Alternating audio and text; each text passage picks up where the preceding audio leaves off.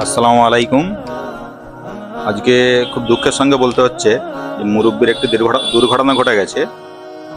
মুরব্বি পেঁয়াজি ভাজতে গিয়ে চেয়ার থেকে পড়ে তেলের মধ্যে দুটো হাতি ডুবে গেছে, পুরো দুটো হাতি পুড়ে গেছে মুরব্বির। দেখুন আপনারা। আর কি বলবো, কালকে যে প্রোগ্রামটা রয়েছে, প্রোগ্রাম নিয়ে মুরব্বি কিছু বলবে আপনাদের, তো আপনারা শুনুন মুরব্বি কি বলছে। আসসালামু আলাইকুম। আমি মুরব্বী বলছি। আমার সঙ্গে একটা দুর্ঘটনা ঘটে গেছে আজকে।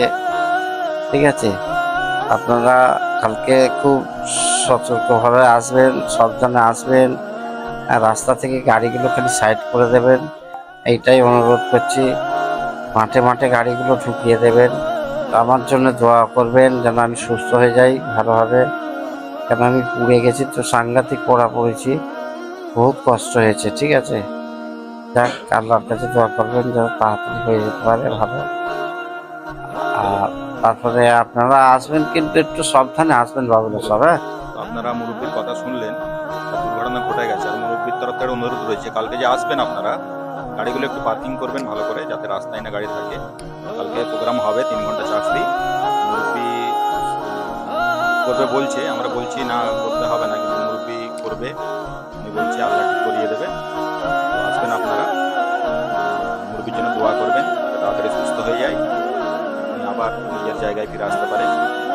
আমাদের চা খাওয়াবে আরও ভালো। ঠিক আছে, আপনারা আসবেন। আসবেন ইনশাআল্লাহ। ঠিক আছে, দোয়া করবেন আমার জন্য, আমি যেন সুস্থ হতে পারি তাড়াতাড়ি।